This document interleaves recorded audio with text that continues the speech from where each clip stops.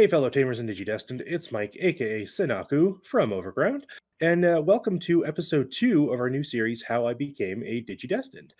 In this series, we will cover basically any content creator that is transitioning over from another card game or several card games over into Digimon, talk about their experiences in that game, how it relates to Digimon, and talk about some kind of core philosophies and theories that they can translate between both games as well. So in episode 1 that just got put up, we talked with Zionic Blader and discussed the Bakugan TCG. Today we're here with Gyrosean to talk about Pokemon. So, Sean, introduce yourself. Hi, I'm Sean, gyrosean on YouTube and Twitch. Gyrosean plays technically from my Digimon channel because, as you alluded to, I came over from the Pokemon world, and so I have a wholly separate YouTube channel just for Pokemon because I'm like, I don't want to assume people want to see Digimon on my Pokemon channel. But yeah, that's the briefest rundown of me. That is helpful, I suppose. All right, and I'm just going to be a little transparent with the audience. We did try to record this once, and unfortunately, technical difficulties kind of fell everything through. So we may kind of miss some of the points that we talked about the first go round, but I'll try to kind of keep the same general core principles that we discussed throughout this conversation as well. So at risk of repeating yourself, I'll just go into it. So you said about how you got into Digimon kind of just by falling into the game by accident. So can you just go a little bit more into detail on that? Yeah, I mean, I got into Digimon because, I mean, I'd heard about it. I think people in every card game who are big into card games in general and they heard about the Digimon TCG, a year ago. It was announced. People were like, "Oh my god, this is amazing." I don't have any experience with Digimon, the franchise, really. I didn't watch it as a kid growing up. I know for someone like you who's a huge fan of Digimon, that's probably like, what do you mean? But I never got into it. So for me, it was not at the top of my radar. But as the year progressed, and as the Pokemon format in standard format kind of got a little stale and boring at times, the pre-release day of Digimon rolled around, and I was just like bored, and I was like, you know what? I'm gonna swing by a card shop near me, and if they happen to have some Digimon, great. It was like the day after the release. It was like Saturday. Technically, it came out on a Friday. I drove to a store, and they had plenty of boxes, which anyone out there is gonna be like, how? But they had like plenty of boxes, and so I bought 2 boxes that day. Opened them up, and I was like, hey, this is cool. And I bought a couple of starter decks, and then I actually went back 2 days later, like on a Monday or a Tuesday or something, and I was like, oh, maybe they'll have some more, and they did. They just had a bunch left still, so I was like, well, I guess I'm playing Digimon now, because I'm going to be frank with you, if I hadn't found it, because I know that a lot of stores, different areas were more or less picked apart by people wanting to play the game early. And if that had been that store near me, because that was the only store near me that had the cards that hadn't been, bought out, then I probably wouldn't be sitting here talking with you today, because I would have been like, I didn't find any cards. I'm not going out of my way to spend $100, $200 on boxes just to start learning a game without knowing whether or not I'm going to like it. Yeah, and that's totally fair. So, like, as we've discussed briefly, like on my side of the spectrum, Digimon has kind of been in my life forever. And normally, I would have my big backdrop with all my, Digimon toys and memorabilia and what have you. But I'm in a more better lit room for today, just for consistency. Yeah. And but you can kind of see all the Digimon cards kind of behind me, and these are all the boxes that we've acquired over the last couple. Yeah, just acquired over the last couple of months, and that we've been constantly sorting through, and we pillage from them to build decks and what have you, and yeah, so it's all kind of sorted by color and level and everything like that. But Digimon for me has kind of always been a special place in my heart, and it's been one of my favorite franchises over the years. So it was one case of when this game was coming out, I was going to get into it regardless. And it's funny you say that you just kind of stumbled upon stores that you could find boxes, because I had been frantically searching for boxes since about the start of September, when they announced the product was coming to English in the first place. And I literally would have like 12 tabs open every day of different stores in my area, and I would just constantly be refreshing them to see if stock was available. Oh my gosh. Well, yeah. Yeah, I was very lucky. Yeah, so where my hunt was more calculated, I think yours was more kind of luck based, which is fine. Yeah. But it's just, in the back of my head, I'm just like, son of a bitch. I wish I could just walk into a store and find boxes. I mean, who knows at this store it's going to stay that way, because now the boxes are absolutely absurd. I think it's going to suffer from the same scalper world, to be honest, at least for the next 6 months that Pokemon is in, which is, if anybody out there knows that you can sell these things, even if you don't play the game, it's what stores sell them. Do they have them? I'm going to buy the store out. And it's a little unfortunate. Yeah. And originally, when they had announced the whole pre-release, I think Digimon had intended to put had intended to put a cap on box sales as well. Well, I mean, there was a cap at the store, like for the opening weekend, nobody could buy more than 2 boxes. So I went in, and on that Saturday, I only bought 2 boxes. And so that was all I bought. But after the weekend, because they still had inventory, I think it's perfectly fine for a store to sell then as much as they want after the pre-release weekend specifically, because it's like, well, then, you know, I don't want to miss opportunities to sell my products. So I think that's an interesting topic that we can talk about that we kind of missed on the first go round, and that's, do you find that there's a lot of scalping in Pokemon, or do you find that the prices of that game can reach kind of absurd heights compared to what we're seeing in Digimon right now? Pokemon and Digimon I think there's a lot of similarity right now because of print production problems. Pokemon has real problems in print production. If any of your viewers, or maybe yourself, may be aware that, you know, there hasn't really been a lot of product on shelf for the last 2 months, and there probably won't be until Shining Fates comes out, which is like the fancy new set in February. And that's partially because of scalpers, but it's also because of production. So like the main box right now, which for a Pokemon is wild. The current set is Vivid Voltage. And those boxes right now are going for around $150 to $180 a box, which, if you're familiar with Pokemon, $90 a box is standard. It's the benchmark, yeah. And like, you could have found, like, for the whole first year plus that I was in Pokemon, buying something for $90, you might spend $100 at your local game store as opposed to online because you just want to support, right? But like $100 is like still reasonable, fine. But over $100, and you're like, why would I buy this here? Because like, I can go get it for a lot less. So just for scaling purposes, again, you're in the States, you're up in New York, where I'm in Canada, and for me, a standard box of Pokemon usually ranges between 125 and 130 Canadian, which is basically right at about 90 to 100 American. However, when you put that into perspective, if you're seeing boxes for 150, 180 American, that means we're looking at like 250 ish. Yeah. Or a little bit less Canadian, which is insane. Yeah, it's absolutely absurd. And so like, there's an element of, clearly it's selling out, right? So from Pokemon's perspective, the Pokemon company, they are losing money just because they can't print enough. So they don't really care, to be honest. There is no competitive scene that uses cards physically right now, so that doesn't matter. So, but I think what the problem is because everybody's buying up all these cards, it's really hard. And now the local stores, they're selling at just market rate. And I get it, because like, if you sold at $100 a box, what would happen is the scalpers would come in and just buy out your inventory and then flip it online for $160. But it does feel bad when the local game store, who is still getting them for like 75 to 80 a box, is selling them at $160 straight up. And I do understand market dynamics, but it does feel bad. It also is an element for me of like, there are other ways the store could get around that, which is to say, I'm going to limit sales to 1 box per person, right? I am not going to sell online for less if I sell online, it'll only be at $160. But if you come in store, I'll sell you for less at a limited quantity. Because for me, if you start selling at eBay prices as an LGS, as like a store, for me, that's like, you're saying I want to compete with eBay. And if you have said, I want to compete with eBay, well, then all of your buyers are going to say, okay, bet I'll take you up on that. Yeah. And guess what? I'm never buying any of your boxes again, because like, I can get them on eBay for $10 less.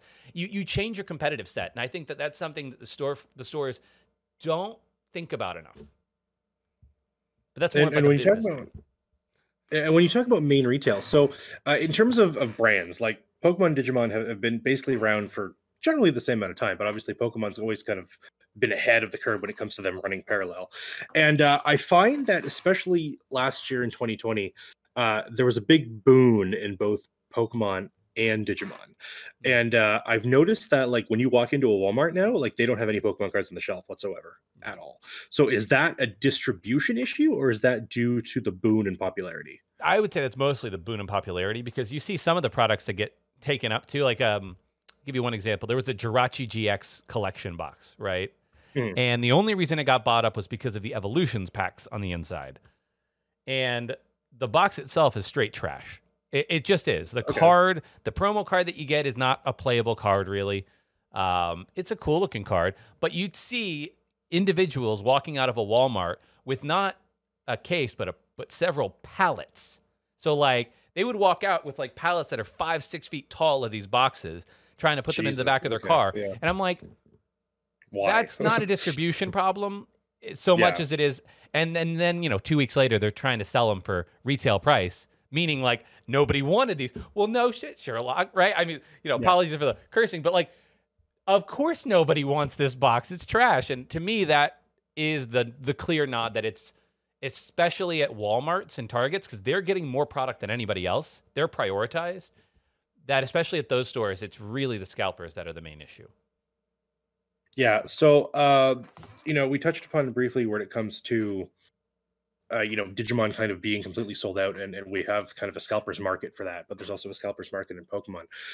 My big question now is in the sense of, you said that, you know, Pokemon Company is like, it's not going to hurt them in the long run. You know, they've already pretty much got everyone's money. It's not a big deal.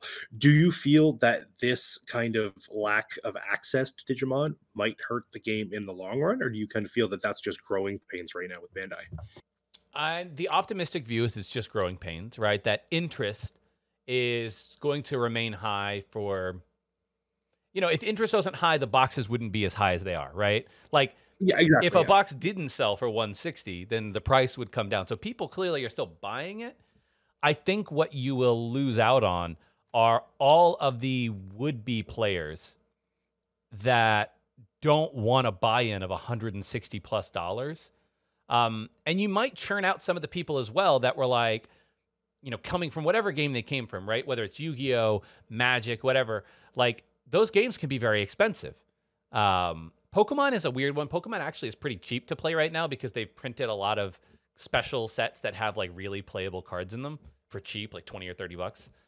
It's in a unique space right now. But all these other games that people are coming from, you're probably coming to a new game that has no established anything and saying to yourself, well, I expect this to be cheaper because it should be. But then you come over and you're like, my buy-in to build one competitive deck is going to be at minimum $200 to $400. It's like, and then you know, if it turns into a Dragon Ball Super problem, that is where Bandai, I think, falls down. Is I know Dragon Ball Super has a dedicated fan base, but that fan base is largely like propped up by very niche communities locally and a larger online scene.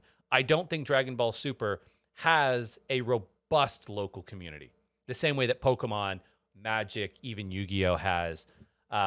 New York, for example, huge city, right? There is only one store that I know of in the greater New York City area that actually has Dragon Ball Super tournaments.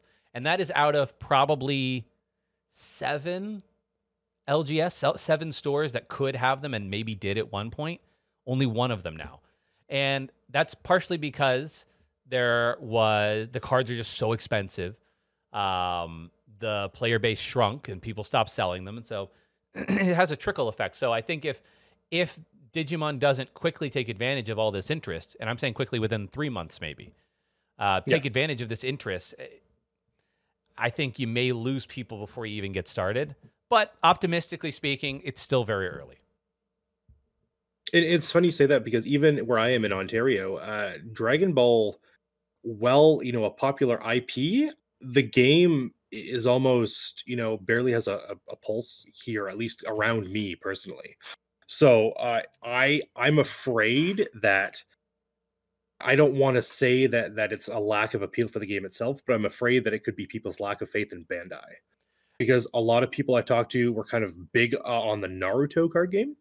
and they kind of felt a really like kind of let down in that respect. So when Digimon was coming out, and they're just like, oh, it's a Bandai property, and then that kind of yeah, exactly. So, while I have a ton of people around me that are super interested in Digimon, and I hope that that can kind of pick up momentum in terms of a stronger local scene among the many communities that surround me, I'm afraid that it's the Bandai watermark that might kind of prevent it from attaining the success that it should. Yeah, I would agree with that. Now, I will say the difference between Dragon Ball Super and Digimon, if you think about it contextually, is that Digimon is launching during the pandemic, and Exactly. Yeah. Yeah. in term, but that's actually I think it's actually maybe a good thing because if you think about Dragon Ball Super launched, and then yes, an online scene and world grew out of it, which is great, but it didn't start in that world. And so Digimon is going to be a more robust community from the get-go because people will start from an online perspective. And so there will be a lot more support that will be more stable over time because of that. And so then when locals do open up, I think that will be only a net positive. Whereas with Dragon Ball, when the pandemic hit, I think it was a net negative total. So I do think it's that Digimon will strangely be built. The community will be built in a little bit different way, and that could help it weather the storm. And the cool thing about Digimon launching online is that it's a game that you can play online because the limited interaction between players' turns. And the cool thing about it launching the way it did with all these webcam tournaments is that we've actually created an international community like Mhm. right out of the gate. Yeah. Like you look at these PPG events and like I can play someone from Germany or Netherlands or Australia like at any stretch of the imagination where it's like that's different than going to like a regional where I'm only going to play some guy that lives an hour down the road from me, Yeah. right? So that aspect of the entire international community coming together at once, I think is a huge positive for Digimon. Now talking about online play, I know Pokemon has the dedicated PTCGO simulator. When the pandemic hit, did you find yourself playing that more often for Pokemon, or does Pokemon actually have like a dedicated webcam play option as well? No, I mean, there's no webcam tournaments for Pokemon. Just straight up doesn't exist. It's not that way in the community because PTCGO, Pokemon the trading card game online, because Hmm. that client is good enough. Um, that is what everybody uses, and to be frank, it is good enough. Like if you compare it to what Digimon or Dragon Ball Super might have access to, which is tabletop sim, Octagon, Untap, and even some of these fan made ones. The problem with all of those is they are not complete.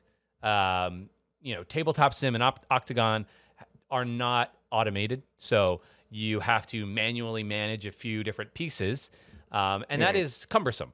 And then you also have to still install the game, and on top of that, yeah, these other ones, which are like maybe the fan made ones. I haven't played any of the fan made ones. Maybe they're amazing, uh, but my guess is that you still have some of the same issues of like if it's a free fan made game, only so much energy and time is really going to be put into it.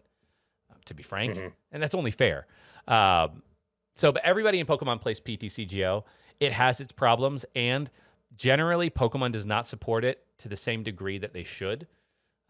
If you compare it to like Magic the Gathering Arena or even Magic the Gathering Online or Hearthstone, or that's basically it, right? Like, I guess, does Yu-Gi-Oh have an online? Not official. Yeah. That we have several unofficial, but not they've never pulled the trigger on an official. Well, they did years ago, but then they Yeah. stopped supporting it. But I'm talking like decades. But like, so the only things you really got in the online world are like you have Hearthstone, Magic, and then maybe Runeterra is another example. That's the league one. Huh? Is Runeterra the league one? Yes, that's the League of Legends one, Legends of Yeah. Runeterra. Yeah. So, and two of those are dedicated digital, meaning like there is no physical comparative. So Pokemon, they don't really support it the way they should, given the size of the community relative to other card games. But it exists. It works well enough. Okay, so you say they don't support it as well as they should. If Bandai went the route of creating an actual official, simulator dedicated for Mm. Digimon, what would you want to see in it that harkens back to what you think Pokemon's not doing to support their simulator properly? Uh, if they were to make one, I'll first start with if they were to make one, and then I will, yeah, and then I will say whether or not I think they should. To be honest, Okay, yeah, that's good. In the if statement, Pokemon, everybody wants a ranked ladder. There is no ranked ladder in PTCGO. There's sort of like this thought that maybe there's kind of a ranked ladder, maybe there's some sort of hidden elo, but like it's not. It's you play it and they just pair you against, generally speaking, whoever is available, and maybe there's some back end light elo going on, but like, and some people will tell you like, yo, sometimes you lose a few games and you get paired against something and people are like, yo, your ranking must have gone way down. What are you playing against right now? But there's no actual rank. So that's a big thing. No ranked ladder. Pokemon did start supporting some, like one specific type of tournament that's semi-competitive in the Players' Cup. But I think what I would love to see a game do, which I don't know if any online game does this, is community-run online sanctioned events. Meaning a TO can go in and create a custom event, select via a drop-down of how many player max, like cap, and have them be like a sanctioned event where people register and they play it out and it auto pairs and everything via an online client. That would not be that difficult to implement from a dev standpoint, relative to like building the actual client, right? Like relative to all of that, that's actually not that difficult. So that's one thing I would love to see any game do. Maybe Magic Arena may have something like that. I know they do some online tournaments, so maybe I'm incorrect in that statement. Like maybe it's baked in a little bit there. But those are the two things: a ranked ladder and a sanctioned tournament creation tool for TOs. That's actually very interesting. So that, and I know that Bandai's kind of going full steam with this whole BCC program that they had originally for TBS. So who knows? They might try to amp that up in terms of giving it more capabilities, I guess, now that they're running multiple card games at once. Now, so I will say though, in terms of whether or not I think they will or should do it, I don't think they should. Okay, and what makes Digimon different in the sense that they shouldn't do that? I don't think it's what makes it different. I think it what makes it similar to successful franchise, like successful like businesses, like card game businesses. Okay, I think the physical cardboard sales,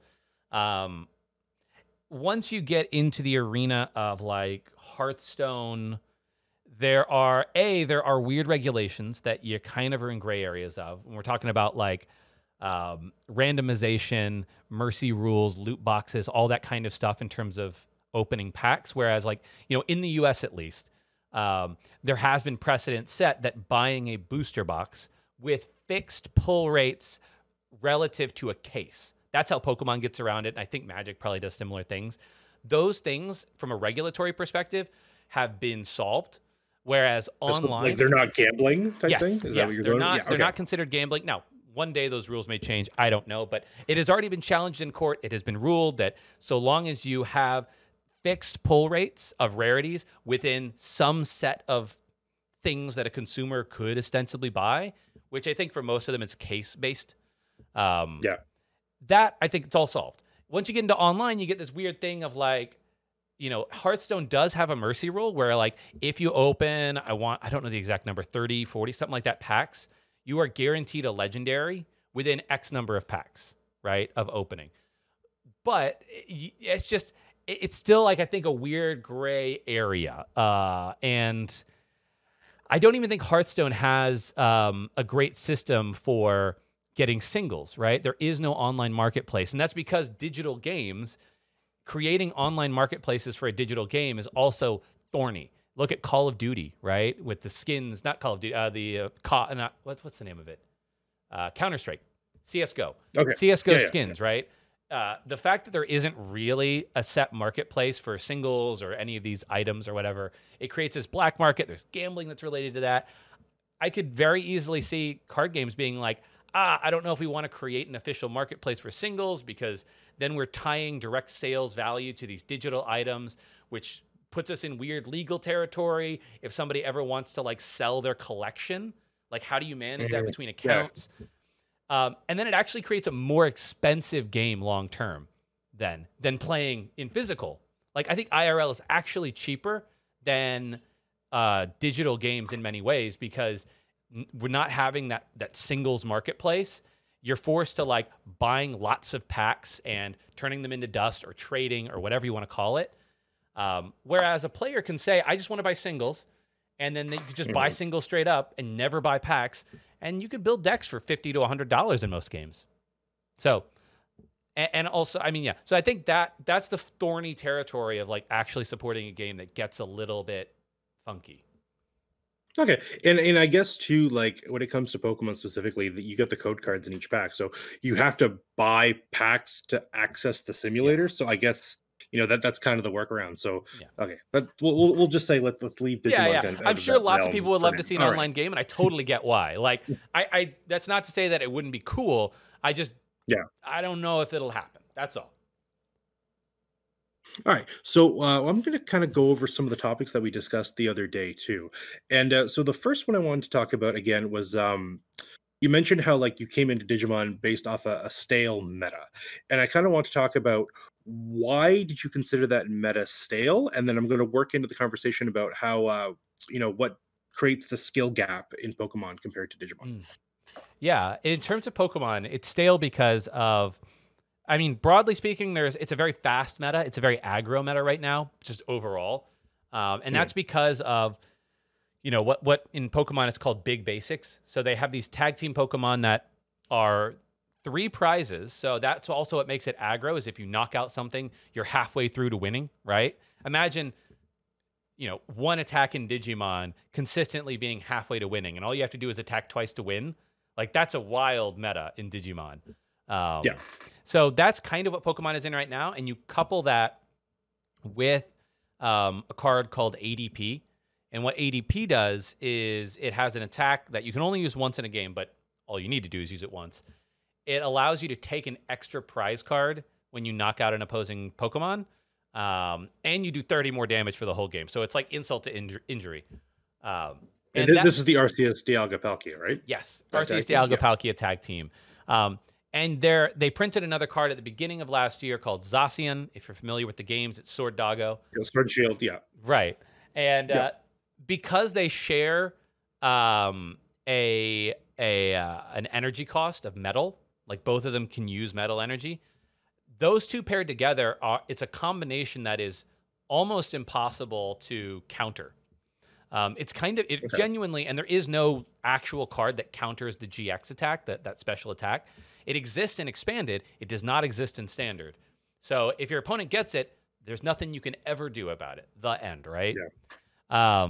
And so what it does is it actually creates a meta between the hyper aggro nature of taking lots of prizes, plus this card that makes the few decks that would do well against a meta of 3 prizers in single prize Pokemon, like the ones that are like not shiny, basically. All of those decks now are at a disadvantage because this other deck takes 2 prizes off of each of them. So there's only like 1 or 2 single prize decks that are even viable now. And they're only viable because they're even more aggro than all the other aggro decks. And if you use this attack on a tag team, do you take 4 prizes? Yep. Holy crap. Okay. And, if you think about Pokemon, if you use the attack on a bench sitter, if you played Pokemon back in the day with Shaman EX or Dedenne, if you're familiar, basically support Pokemon that help you draw cards that are never meant to be in the active, those Pokemon are super easily knocked out. And all of a sudden, those are giving up the same as those gigantic Pokemon that are worth 3 prizes normally. And it's like, all I have to do is knock out 2 bench sitters. So you're basically saying, I don't even have to play the opponent. I just have to have the cards in my hand that I need to bring those up twice, and I win. Yeah. And so So it for those- becomes sorry, go ahead. it's not a chess match. It becomes a solitaire. It's a game of solitaire. Almost like an arms race more than anything. Yeah. You're just trying to draw into your pieces and then you win. So for those unfamiliar, the prize system in Pokemon works similar to not similar, but similar in setup to the security in Digimon, where you take the top 6 cards of your deck, you lay them out, and for every Pokemon that you defeat on your opponent's side of the board, you take a prize. And depending on the type of Pokemon that you've defeated, you can get more prizes depending on what their power level is. So in this case, you can potentially take 4 prizes all in one shot, which means you only have 2 left to finish the game. So it looks like in Pokemon specifically, games are going really, really, really fast. Yes. And it feels like you're kind of, if you're put on the back foot in any stretch of the imagination, you're not coming back. So I can understand what you're saying when it's a stale format where it's just like you feel like you can't play. That's no fun. Nobody wants that. Yeah, and yeah, like you said, if you miss like one turn is all you need to not have something in hand, and then you lose the game in most games. And that's very, it's not only unforgiving, which like it's okay, sometimes it happens, but it's something you can't play around. You can't build around that scenario either. So, whereas in Digimon, now talking about that comparative, Digimon has several mechanics that if you miss something early, you always have opportunities to come back, generally speaking. Sometimes your opponent just runs away with it and there's nothing you can do. But like that happens in every game. But I would say more often than not in Digimon, you and your opponent are put in situations where you can come back if you're behind, or you can force your opponent into scenarios where they get put on the back foot after taking an early lead. And that's why I feel the skill gap in Digimon is a little bit wider, because Pokemon I find plays a lot more linearly compared to Digimon, where it's very much, this is my end goal. I just need to hit this end goal to achieve my win condition. Where if in Digimon, your win condition can change at the drop of a hat. Like you're playing an Omnimon deck, but you open 5 rookies. Well, guess what? I guess I'm playing Rookie Rush now, right? Like you need to. Digimon's constantly changing gears depending on what you draw and what you have access to. Whereas Pokemon, your entire deck's built around specific access to specific cards, and the draw engines in Pokemon are nuts. Yeah, I think it's insane. Yeah, I think that's something we talked about in the very first attempt at this, which was like the skill gap, right? I think you asked like, what is one difference between Digimon and Pokemon? And I made the assertion that in Pokemon, the skill ceiling and skill gap of the current format, that's not to say it won't change in the future, but the current format is very narrow, meaning at a competitive level, you could be on the lower end of competitively good, not to be rude to anybody, but like, you're playing competitively, you know what you're doing kind of, but you're here. And then the best player in the world in the current format is only here in terms of like what they can actually control in a game. And the only thing that you need to close this gap is for you to have a nuts turn or get lucky, like on a crushing hammerheads, right? Or for your opponent to miss something. And when that is one of the bigger differences in a format, it just makes for a format that doesn't feel like preparing or being better. It doesn't feel rewarding. Right. And for the work that you put into it, Yeah, and that's not to say like the best players in the world do typically still do better in large tournaments, because there's always opportunities to make a better play than your opponent, right? To play around that lack of skill gap. But I think Digimon, to your point, it has a much wider skill gap of like, I'm a competitive player, but if I'm only a little bit competitive, and I'm still learning. Whereas like somebody like, I'm just going to throw True Champion Steven, right? He's been playing a long time. He's very good at the game. And he can build a deck in a certain way to really understand the meta, to take advantage of it. And yes, in Digimon, you do not have access to the cards in your deck the same way you do in Pokemon. And that's part of the benefit, actually. I agree. Yeah, because to your point, like in Pokemon, you have usually what you need to go get whatever you need on any given turn. You can draw sometimes 20 plus cards in a turn. You can have cards that directly go get a thing that you need to win. But in Digimon, that skill gap requires you to every turn evaluate and say, there's a few plays I could make here. There's a few different paths I could take. And those paths may not even be something that are fruitful on this turn. I have to start down this path for the following turn or 2 turns later. And making those decisions and making sure that was the right decision to make because you're reading your opponent, the opponent's board. That's where that skill really comes in Digimon. That makes it more rewarding to play at the moment. And it's funny you mentioned the whole like search thing. So I'm just going to give you a quick story real quick, just going to show my experience with Pokemon specifically. I won a city championship because I top decked Jirachi GX or EX, sorry, with the one with Stellar Guidance. This Yeah. is years ago. And the whole reason that, like, I did not deserve to win that tournament by any stretch of the imagination. But I top decked Jirachi. I played it. It lets me search for any. I literally had one card in hand, and I top decked this Jirachi. My board is just Black Kyurem EX, and my opponent has one Pokemon left, and I have one prize. So the Jirachi lets me search a supporter, which searches Skyla. The Skyla lets me search an item, which lets me search Superior Energy Retrieval. I can play Superior Energy Retrieval by discarding one card, which is the last card in my hand, to add 4 energy to my hand, and then I can use my Blastoise effect to throw all that energy onto the Black Kyurem and attack her game. So that's interesting, right? Like where it's not that you top decked the exact card that you needed, which you could have, but you top decked into some wild combo out of one card. Yeah. Exactly. Like that feels bad as if I were the opponent, I would have flipped the friggin' table. Like that's insane. Whereas in Digimon, the way to search your cards is through the baked-in mechanic of evolution. So you have to play your cards very carefully and strategically to try to dig through to get the right pieces.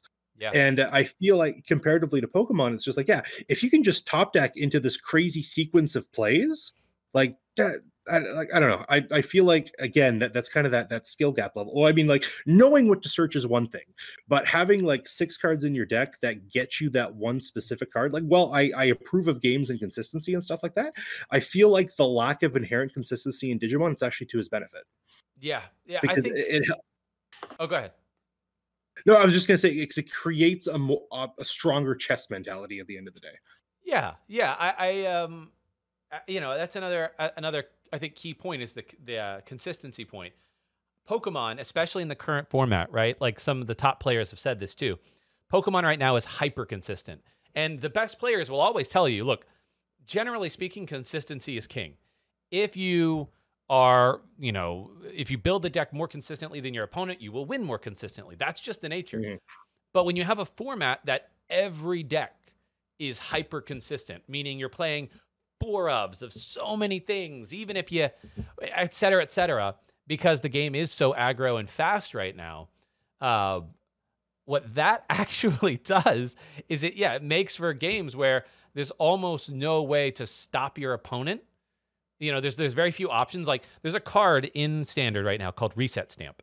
And now this card can absolutely ruin people in a game. That's where you shuffle and draw 4, right? No, that's Marnie, or N is like, I don't know. There's like a few judges kind of like that, but Reset Stamp is an item card. It's not even a supporter, but it's an item that tells your opponent to shuffle their hand into their deck and draw as many cards as they have prizes left. So it's built to be a comeback. So it's N in item form. Yes, and so so your opponent shuffles. If they have 1 prize card, they only draw 1 card. That's huge, right? Like if you can get your opponent to just have 1 card, and if that card is useless, and you put them into a situation where you can buy yourself 1 turn to win the game, like that should be good, right? But so often, you will do that. They will have 1 card in hand, and then they will get their top deck, and one of those cards will be the exact card they need. That's why in Pokemon there's this phrase, thinning is winning. And it basically means like get rid of all the stuff you don't need so that if you get stamped, you have a higher likelihood of drawing one of those cards. And the number of games where somebody top decks something called a Professor's Research, it's like Juniper, right? Where you just discard your hand and draw 7. Yeah. And you're just like, I had so many games where that happens. And people are just like, yeah, it feels bad. It feels so bad to know that your opponent rips into this like super broken out, right? Whereas like in Digimon, the out is like, oh no, they drew the Mega or the Omnimon, but it's still 1 card that they have to play. It doesn't get them into 7 new friggin' cards. Yeah. So so I can understand that. And like, whereas with Digimon, you have this mechanic in memory. We haven't talked about this yet, but like a whole mechanic in memory. Oh, we're getting there. Oh, okay. I'll let you. I'll let you get there then. I'll save. Well, my next question was going to be about the prize system, and I want to expand upon the whole discussion we had about the philosophy of the prize system versus the security system, and then I'll talk about the resource management when it comes to energy versus memory. Well, yeah, in terms of security versus prizes, as you said, there are some similarities generally, which is structurally speaking. I think that's you set out a number of cards at the beginning of the game, and your win condition is based on those cards. But with Pokemon, the difference is you win when you have taken all of your prize cards. And what that how you do that is by knocking out your opponent's Pokemon. And what that does is it actually creates a situation where you have runaway effects typically. Some games are better at this than others in terms of balancing that. But like with Pokemon, if you're ahead and you're knocking out your opponent, you are getting more prizes. You're getting rewarded for getting ahead. And so that is a philosophy that it's a choice. It clearly it works well enough, right? Like Pokemon's been around for 20 plus years. It's not a bad game, but it's a philosophy. Whereas in Digimon, the philosophy is if you want to win, you have to attack your opponent's stack. And that stack is not something your opponent then gets to use or anything. Like in Dragon Ball Super, your opponent gets to then use those cards with their life. But with security, that has an interactive effect on the game, potentially. So you attack into it, and every time you do, there's like am I going to hit into something that's as big or bigger than me and just delete the Digimon? Am I going to hit into a Gaia Force, a Flower Cannon, a Memory, a Hammer Spark, whatever? All of those extra components when you attack security, I think add this layer of risk of I 100% agree. Yes, you can start to progress your win condition, but in doing so, you might actually hurt yourself more, and I like that. I like how we use the word philosophy specifically, and that's kind of why I wanted to kind of take a deeper dive into this discussion as a side discussion, I guess, as a whole, just because the whole concept of being kicked while you're down because your opponent's getting further ahead just by playing the game versus you having to calculate and manage your risks accordingly, I feel again makes for a more exciting game because you never know kind of what you're getting yourself into at the end of the day, because you have to, once you understand your matchup, you have to go in going, okay, they're playing this color, I've seen this many cards so far, the potential of me hitting XYZ 1 2 3 is very high, right? And so, but the cool thing I like about the security is that it almost makes you overthink the game sometimes, and that can also be to your detriment. So it's this weird like circular loop when it comes to players and skill gaps and stuff like that, because especially for me, like I get into this like tunnel vision where I panic and I'm like, nope, if it's Terra Force, I lose. So I just won't attack. But then by not attacking, I'm giving my opponent more opportunities to come back to me. And then I'm like, oh no. And it's like, it's this giant like war with myself when I'm playing Digimon. And like, as much as that sounds awful, I love it because I love the challenge it gives me when it comes to you know, making those decisions and deciding to commit to those plays and stuff like that. Yeah. I think that too, one thing that I don't know what the answer is to yet, and maybe this answer changes over time because they can always print more cards that do things. But it's that if you really understand a deck and a meta, especially your opponent, you'll generally know what you can run into, which is good. That helps you with a skill. But I do wonder, like, if a certain play style will come out in the next few months. Some things that, you know, I think about with Pokemon is generally Pokemon, there's like a play style and a sequencing philosophy, etc., that is typically seen as the superior way to think about the game. And it's about like using your resources when you need them and holding a few things in hand to get you out on turns, not playing things down that you don't need to play down on that turn. Like if you have everything you need, there is no reason to put a 2-prizer on the bench just to draw through your deck some more. And so like a few of those philosophies tend to make for a player who wins more. And with Digimon, I don't know if we've landed on there yet. Like the question... Not quite, no. I don't think so. I think the question I ask is like, you know, is it better over time, over the long run, to be more aggressive into security or less aggressive? Meaning having more things on board, even if you're not attacking and building up that board, versus just taking the securities in moments where you feel like you sometimes have backups. I don't think being reckless, obviously that's not the right call, but it is interesting. Like I do wonder, I think if some play styles will over time come out to be like, you know, that's probably the way you want to play this game. Yeah. And to that point, and this will actually kind of segue directly into the memory conversation as well. You know, you mentioned about how, you know, I want to play out the cards out of my hand that I don't need so that way I can draw into my better cards later. But sometimes I'm put in situations where I don't want to put like the 2 prizer on the bench because my opponent has like a gust card or something, they can bring it up. And that's a skill decision. Whereas in Digimon, and especially with the memory mechanic, it's sometimes I can't afford to not put this 10 cost down. Yeah. You know what I mean? So let's talk about the memory system now and how it kind of forces you into a different line of thinking when it comes to your plays versus the energy kind of resource system that Pokemon has. Yeah, the energy system in Pokemon, it's a cool concept. It kind of makes sense for Pokemon, given like, you know, they're attacking, they need energy. I guess it's kind of like Magic with lands. That's my guess. Is it closely related to that? Except from what I understand with lands apply to any and all things that you can do, and they're not distinct to an individual card. Whereas energy is attached. Yeah, but you know, energy's fine. I think what has happened over time is that Pokemon keeps printing cards that keep the game fast. Because let's be frank, especially back in the day when you need to take 6 prizes, but you have to do it in a 25-minute format in a league challenge, that can take a little bit of time.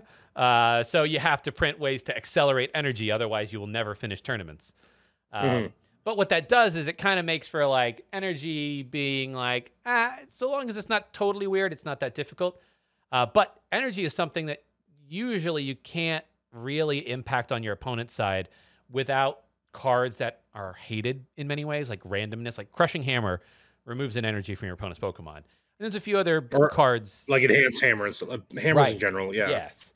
So there are those cards that exist that can control your opponent in that way, but I would say that they're more what we call in the Pokemon world Saki than they are, which means like luck-based and Saki's a universal TCG term. Yeah, this is where I'm like, those kind of cards are like they're typically seen as Saki and not really a skill based.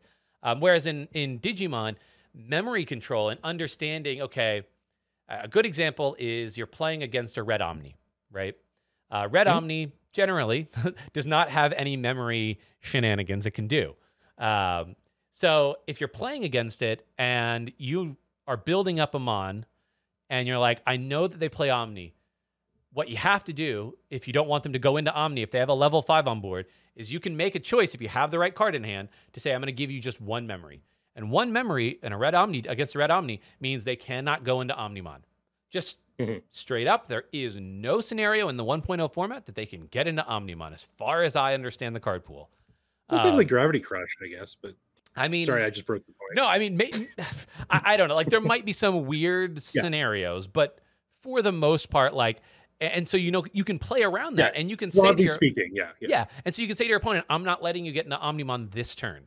And then also on the flip side of that, to your point, sometimes you have to give your opponent a lot of memory, but you can make the decision of saying, I'm going to give you a decent amount of memory, but I am going to make sure that there's enough on the board that you can't respond to it with the amount of memory I've given you. And again, that understanding that kind of, you know, that element to the game. And then as the opposing player too, being like, you thought I had no way out of this, but maybe there's some way. And that's huge in terms of being able to play not just your deck, but play against your opponent, that Pokemon doesn't really offer to the same degree.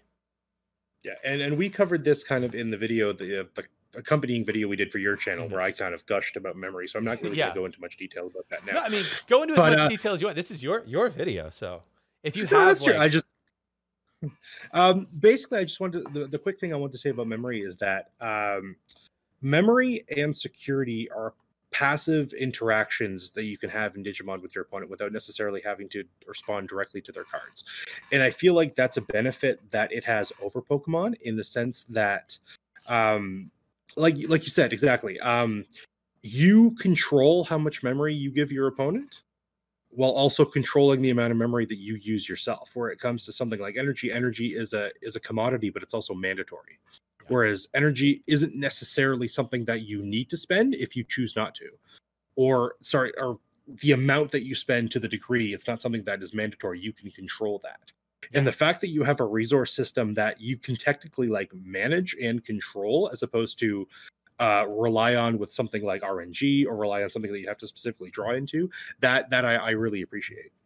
And it also makes for some interesting one of the things we also talked about that I like is, you compare it to like Hearthstone, for example. Hearthstone has the mana system, and you basically get more mana every turn. There are ways to cheat around that, but for the most part, it's 1 mana a turn.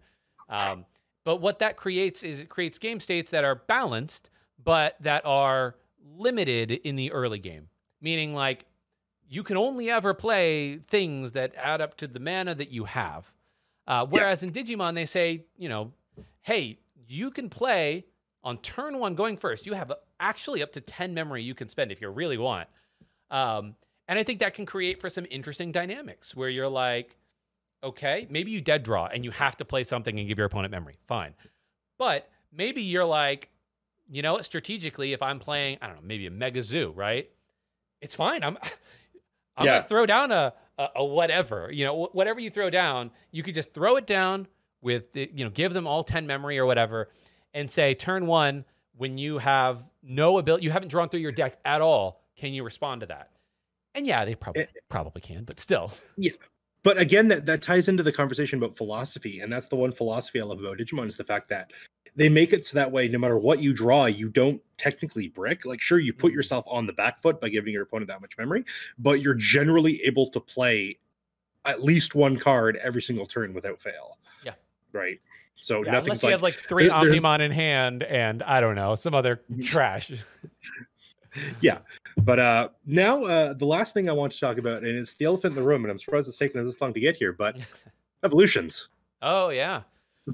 I mean, evolutions in Pokemon, if you're familiar, you can only evolve on very specific Pokemon. And that's even to say, like, to be honest, even if evolutions are viable in the format. Right now, the viable evolutions are VMAXs, which are basically just bigger versions of big things.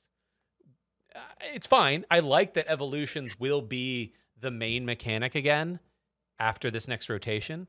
And because all of these other big basics are going to rotate. But, it's minimal evolutions. You evolve once and that's it.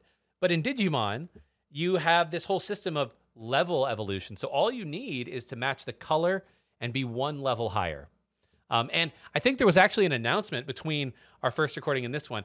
I don't really know the details, but was there like a mechanic of like you can evolve a 5 onto a 5 or something? Yeah, so I don't know if you're following the new reboot of the 2020 anime, but what happened is that where Garurumon and Middle Greymon got like these cool like mode changes where they got like special random buffs. So in the community, we call it either a mode change or a slide evolution. So what'll happen is that, it's a level 5 that can evolve either on a level 4. So you can go from champion to an ultimate in that new mode, or it's an ultimate that can evolve on top of another ultimate to unlock the new mode. And is the new mode, is actually kind of cool. Is it a different color usually? Is that how they're expressing it in the card game, or is it just... Honestly, I'm not going to lie. I haven't looked at the pictures yet. Okay. I just read the text. Well, so anyway, I don't actually know what colors they are. But like, I think that it introduces some interesting mechanics, right? There's benefits and drawbacks to both systems. But I think it makes for some interesting mechanics in Digimon of like, you can build your decks and you can build your stacks to design around different inheritables, right? And it's cool. It does force you to play more monocolor than Pokemon does. Now, you do play monocolor in Pokemon from the aspect of energy, which is how Pokemon kind of gets monocolored of sorts. But that energy can be spread out between Pokemon with different typings. Whereas I don't think Digimon, you have Rookie Rush, you can have some dual colored decks, but it's more like Dragon Ball Super in that you're really committing to mostly 1 color. With like a few like offshoot techs here and there. Right, exactly. So, but there is a benefit to the system in Digimon that it's quite freeing in some ways to say, if I just have a level 5 and there's a level 4 on board, I can go into it, and it actually makes deck construction. It solves a little bit for that consistency problem of you don't have cards that just search for something in deck typically. So obviously that's like a fundamental aspect of the game that if it didn't exist, the game would just be trash, to be honest. Like, and I touched upon this before, but I love the flavor of the evolution line, because Digimon as a franchise primarily started as video games, virtual pets, and stuff like that. So the whole idea was that depending on how you raised your Digimon specifically, that determined what their final form was and how much power and what kind of skills they had access to. And especially in like the Digimon video games and like Digimon World and stuff like that, if you evolve from like a fire type to a plant type back to a fire type, then you've got a fire type that has access to a plant move. And, you know, they kind of kept that flavor with the whole inheritable system by saying that if you build your stack, like if you use these specific Digimon, when you do reach your end goal, they'll be extra powerful because you took the time to raise them in this specific sequence. Yeah. Right. Yeah. So I really love that kind of mechanic when it comes to the game, because it rewards it's just another layer of strategy that rewards you for building up your stacks, not necessarily correctly, but in a unique way. Yeah, and it creates, again, like, you may not always have the cards in hand to make the perfect stack, but like sometimes you do, right? Like, and if you're building a hyper aggro red deck with plus security as the most simple and straightforward example, you could have turns where you have Volcanic Dramon on top with a security +1, the +1 security metal, you know, the Greymon underneath. Greymon. So you got security Yeah, +2, and then maybe you have one of those tamers that gives you an extra security. Yeah, So yeah. all of a sudden you're swinging security +4 or 5, and like, if you play that card right, say you build that stack in the raising area so you can't get Gaia Forced or whatever, or Trump Sorted, and maybe you put a few things on board, so you're like, okay, I'll swing with these other things, and if they have to block that, then all of a sudden you got a security +4 dude just wiping out. And it's cool because the inheritable system is almost like an elongated combo in its own sense. Yeah. And that's what again gives me those chess vibes, because it's a sense of, I'm going to build up this combo. It may take me like 4 or 5 turns, but if my opponent doesn't figure out what combo I'm actually like heading towards, that could be their checkmate, right? So yeah, exactly. And so it's cool. It's a cool system. And it's simple. That's the one thing I also like versus Pokemon. From a purely, like, if you don't know anything about the franchise, right? If I didn't know anything about Pokemon and I came into it, yes, it tells you the Pokemon you need to evolve from, but like, it's a little bit more complicated. Whereas with Digimon, it's like, if you're building a deck and maybe you don't have the best version of this level 3, but you have some level 3s, you can still build the deck. It's cool. And it makes it easier too. I'll turn this bug into a dinosaur, into with guns, into, you know, like the freedom of it is great. Yes. You know, I love it. So you know, I'd love to talk about more things like I want to talk about like power creep and set rotation, but we're kind of hitting an hour mark, and I feel like we've kind of extended the length of conversation that we need to extend. But right now, is there anything you wanted to ask me?